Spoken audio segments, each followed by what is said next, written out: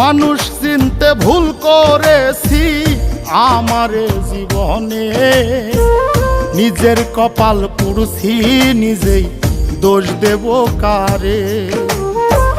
তাই তো নিজেই জ্বলছি হাইরে কাউরে বলি না, স্বার্থ ছাড়া একটা মানুষ খুঁজা পাইলাম না।